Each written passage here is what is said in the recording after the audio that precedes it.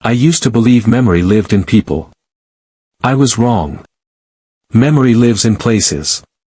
And this house remembers everything. The door behind me closed without a sound. Not slammed. Not creaked. It decided I would stay. I stood in the hallway, lantern trembling in my hand, the air thick with a copper smell that refused to fade. Blood, old and new, layered into the walls like sediment at the bottom of a river. I had reached the lower level now, the part of the house no one spoke of. No windows.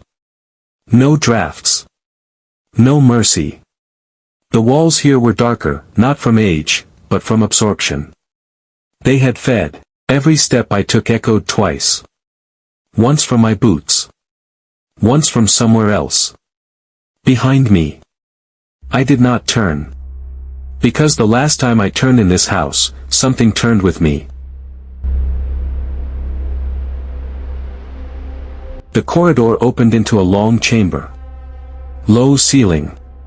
Narrow walls. And at the far end. A chair. Just one. Wooden. Splintered. Bolted into the floor. Above it, a rusted hook hung from the ceiling. I knew what this room was before the house showed me. This was where they confessed. Not to crimes. But to fear. The lantern flickered.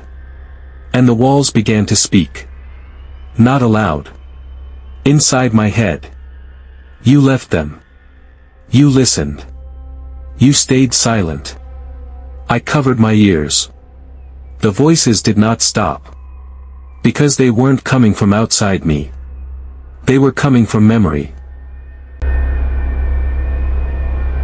Years ago. Before the disappearances made the news. Before the screams were dismissed as animals. Before the house earned its name. I had been here. And I had walked away. The walls began to bleed. Not gush. Not drip. They wept. Thin red lines slid downward like tears, pooling at my feet. And in the blood, I saw faces. Men. Women. Children. All staring at me. Waiting. 3-inch, why didn't you stop them? Why did you leave? Why are you back now? I tried to speak. My mouth opened. No sound came. Because the house wasn't asking.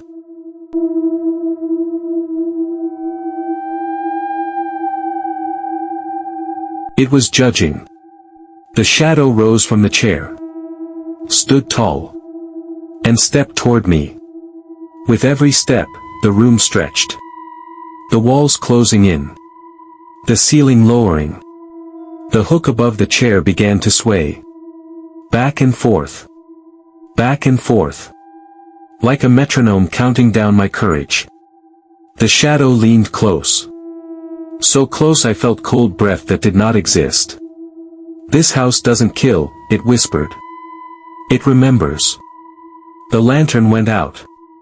In the darkness, hands touched me. Not violently. Reverently. Like the dead greeting one of their own. I felt fingers trace my arms, my neck, my face.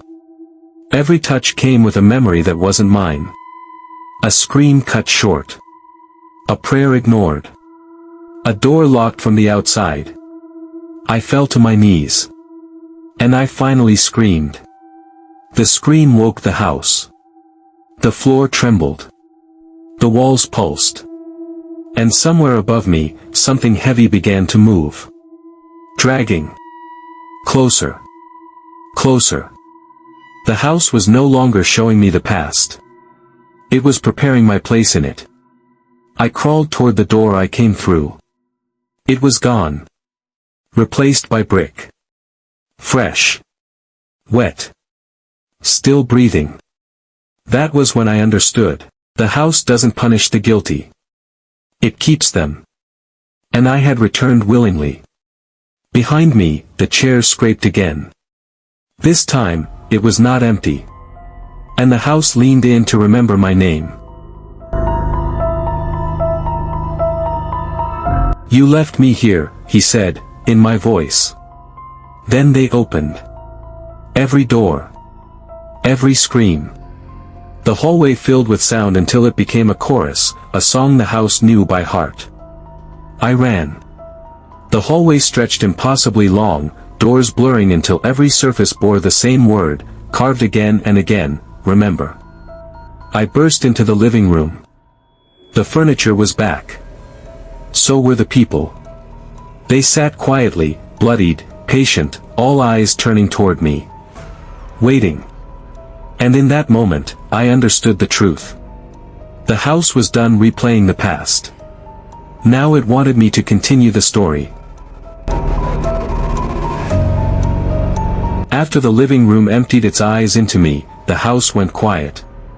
Not peaceful. Attentive. Silence pressed against my ears until I could hear my own blood moving, each pulse sounding like a knock from inside my skull. I stood there, surrounded by furniture that hadn't moved in decades, and understood that the house was no longer testing me. It was teaching. The first sound came from the walls. A scratching. Slow. Careful. Not frantic. Like a child afraid of being scolded for making noise. I followed it down the corridor. With each step, the house narrowed the path, hallways tightening by inches until my shoulders brushed both sides. The wallpaper peeled back where I touched it, revealing old lath, and beneath that, something pale and veined.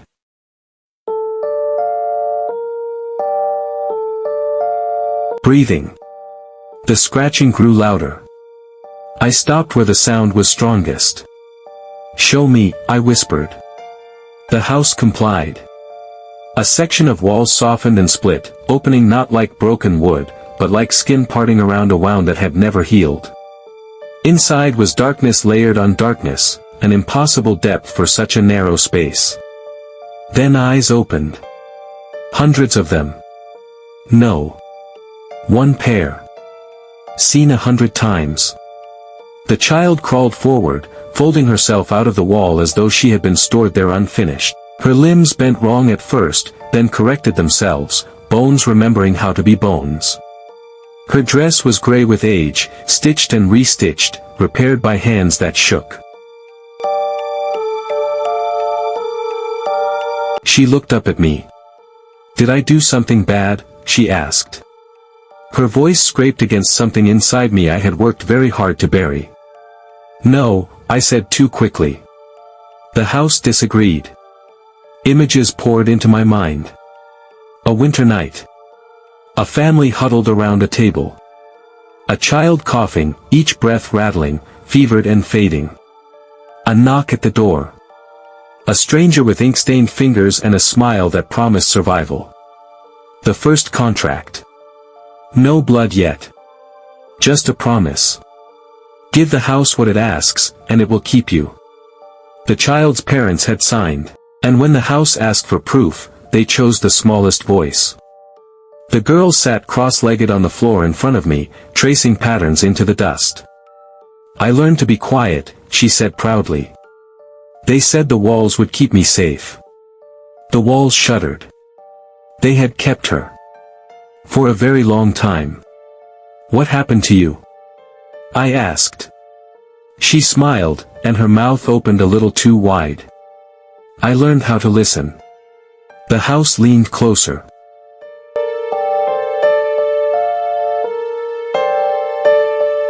The girl pressed her ear to the wall and closed her eyes. I heard it then, layers of sound woven together. Heartbeats.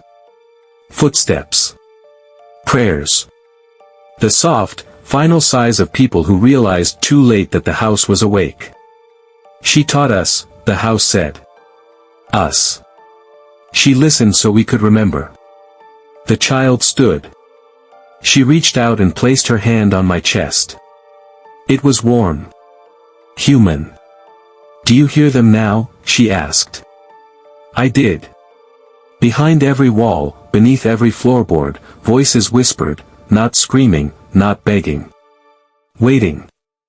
I don't want to be alone anymore, she said. The hallway stretched behind her, walls opening like welcoming arms. I understood the lesson. The house didn't begin as a monster. It became one because it was taught how to be fed. The child stepped backward into the wall, her body dissolving into the structure until only her eyes remained. You can stay with us, she said. Or you can teach someone else how to listen. The wall sealed shut. The scratching stopped.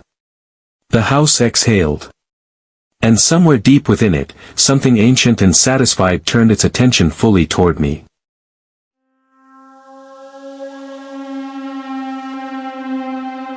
Every house needs someone to answer the door. After the child returned to the walls, the house went still. Not asleep. Waiting. I stood alone in the corridor, palms damp, heart measured now to the rhythm of the house's breath.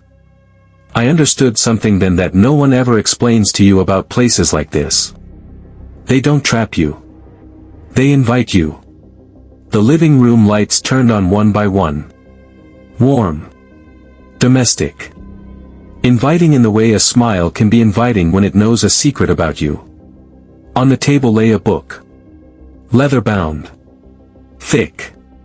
Breathing. I did not open it. I didn't have to. The pages flipped themselves until they reached the end, where a single blank sheet waited patiently. A pen lay beside it. The ink inside the pen was dark. Too dark. The house spoke gently. You know the rules now. Images rose around me. Caretakers before me, faces worn thin by time, eyes hollowed into calm acceptance.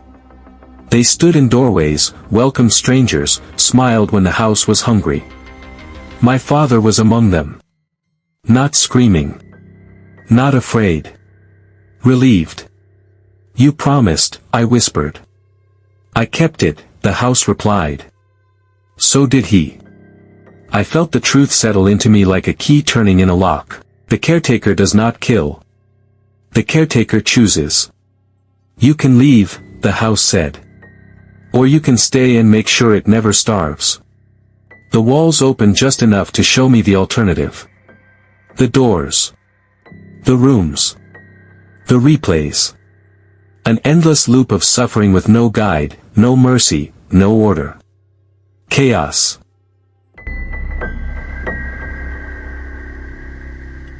And if I refuse? I asked. The house was quiet for a long time. Then it showed me you. Listening. Breathing. Close. So you won't, it said. I picked up the pen. The ink moved like it recognized me. As I signed my name, the house exhaled deeply, contentment rippling through beams and stone. The doors aligned. The breathing evened. The pain was brief. The understanding was permanent. When I looked up, the windows showed daylight. Real daylight. The house looked ordinary again. Safe. I stepped onto the porch. The door closed behind me. Not locked.